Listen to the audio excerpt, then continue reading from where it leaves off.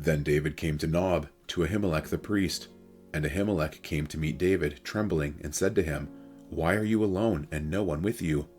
And David said to Ahimelech the priest, The king has charged me with a matter, and said to me, Let no one know anything of the matter about which I send you, and with which I have charged you. I have made an appointment with the young men for such and such a place. Now then, what do you have on hand? Give me 5 loaves of bread, or whatever is here. And the priest answered David, I have no common bread on hand, but there is holy bread, if the young men have kept themselves from women. And David answered the priest, Truly women have been kept from us, as always when I go on an expedition. The vessels of the young men are holy, even when it is an ordinary journey. How much more today will their vessels be holy? So the priest gave him the holy bread, for there was no bread there but the bread of the presence, which is removed from before the Lord, to be replaced by hot bread on the day it is taken away.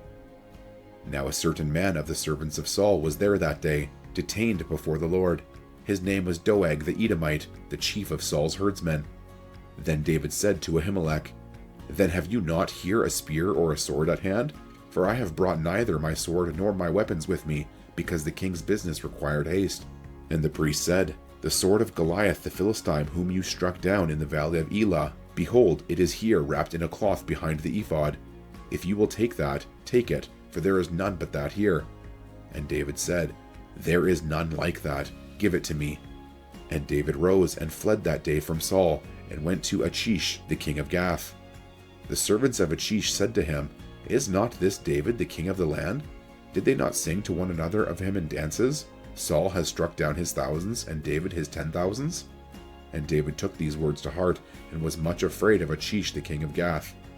So he changed his behavior before them, and pretended to be insane in their hands, and made marks on the doors of the gate, and let his spittle run down his beard. Then Achish said to his servants, Behold, you see this man is mad. Why then have you brought him to me? Do I lack madmen, that you have brought this fellow to behave as a madman in my presence? Shall this fellow come into my house? David departed from there, and escaped to the cave of Adullam. And when his brothers and all his father's house heard it, they went down there to him. And everyone who is in distress, and everyone who is in debt, and everyone who is bitter in soul, gathered to him. And he became commander over them. And there were with him about 400 men. And David went from there to Mizpah of Moab.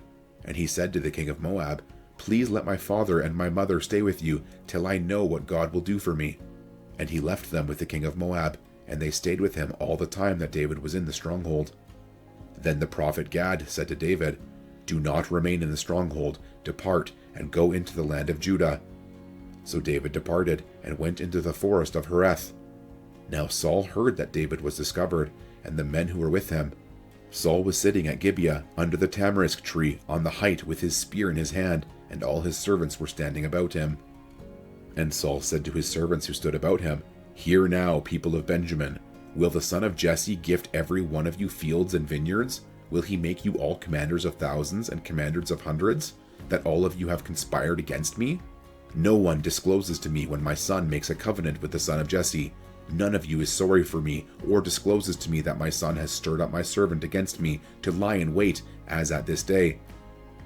Then answered Doeg the Edomite, who stood by the servants of Saul, I saw the son of Jesse coming to Nob, to Ahimelech the son of Ahitub, and he inquired of the Lord for him, and gave him provisions, and gave him the sword of Goliath the Philistine. Then the king sent to summon Ahimelech the priest, the son of Ahitub, and all his father's house, the priests who were at Nob, and all of them came to the king. And Saul said, Hear now, son of Ahitub. And he answered, Here I am, my lord. And Saul said to him, Why have you conspired against me, you and the son of Jesse, in that you have given him bread and a sword, and have inquired of God for him, so that he has risen against me, to lie in wait as at this day? Then Ahimelech answered the king, And who among all your servants is so faithful as David, who is the king's son-in-law, and captain over your bodyguard, and honored in your house? Is today the first time that I have inquired of God for him? No. Let not the king impute anything to his servant, or to all the house of my father, for your servant has known nothing of all this, much or little. And the king said, You shall surely die, Ahimelech, you and all your father's house. And the king said to the guard who stood about him, "Turn and kill the priests of the Lord, because their hand also is with David, and they knew that he fled and did not disclose it to me." But the servants of the king would not put out their hand to strike the priests of the Lord. Then the king said to Doeg, "You turn and strike the priests." And Doeg the Edomite turned and struck down the priests, and he killed on that day 85 persons who wore the linen ephod. And Nob, the city of the priests, he put to the sword, both man and woman, child and infant, ox, donkey, and sheep, he put to the sword. But one of the sons of Ahimelech, the son of Ahitub, named Abiathar, escaped and fled after David. And Abiathar told David that Saul had killed the priests of the Lord. And David said to Abiathar, "I knew on that day, when Doeg the Edomite was there, that he would surely tell Saul, 'I have occasioned the death of all the persons of your father's house. Stay with me, do not be afraid, for he who seeks my life seeks your life. With me you shall be in safekeeping.'" Now they told David, "Behold, the Philistines are fighting against Keilah, and are robbing the threshing floors." Therefore David inquired of the Lord, "Shall I go and attack these Philistines?" And the Lord said to David, "Go and attack the Philistines, and save Keilah." But David's men said to him, "Behold, we are afraid here in Judah. How much more than if we go to Keilah against the armies of the Philistines?" Then David inquired of the Lord again, and the Lord answered him, "Arise, go down to Keilah, for I will give the Philistines into your hand." And David and his men went to Keilah, and fought with the Philistines, and brought away their livestock, and struck them with a great blow. So David saved the inhabitants of Keilah. When Abiathar the son of Ahimelech had fled to David to Keilah, he had come down with an ephod in his hand. Now it was told Saul that David had come to Keilah, and Saul said, "God has given him into my hand, for he has shut himself in by entering a town that has gates and bars." And Saul summoned all the people to war, to go down to Keilah, to besiege David and his men. David knew that Saul was plotting harm against him, and he said to Abiathar the priest, "Bring the ephod here." Then David said, "O Lord, the God of Israel, your servant has surely heard that Saul seeks to come to Keilah, to destroy the city on my account. Will the men of Keilah surrender me into his hand? Will Saul come down as your servant has heard? O Lord, the God of Israel, please tell your servant." And the Lord said, "He will come down." Then David said, "Will the men of Keilah surrender me and my men into the hand of Saul?" And the Lord said, "They will surrender you." Then David and his men, who were about 600, arose and departed from Keilah, and they went wherever they could go. When Saul was told that David had escaped from Keilah, he gave up the expedition. And David remained in the strongholds in the wilderness, in the hill country of the wilderness of Ziph. And Saul sought him every day, but God did not give him into his hand. David saw that Saul had come out to seek his life. David was in the wilderness of Ziph at Horesh. And Jonathan, Saul's son, rose and went to David at Horesh, and strengthened his hand in God. And he said to him, "Do not fear, for the hand of Saul my father shall not find you. You shall be king over Israel, and I shall be next to you. Saul my father also knows this." And the two of them made a covenant before the Lord. David remained at Horesh, and Jonathan went home. Then the Ziphites went up to Saul at Gibeah, saying, "Is not David hiding among us in the strongholds at Horesh, on the hill of Hachilah, which is south of Jeshimon? Now come down, O king, according to all your heart's desire to come down, and our part shall be to surrender him into the king's hand." And Saul said, "May you be blessed by the Lord, for you have had compassion on me. Go, make yet more sure, know and see the place where his foot is, and who has seen him there, for it is told to me that he is very cunning.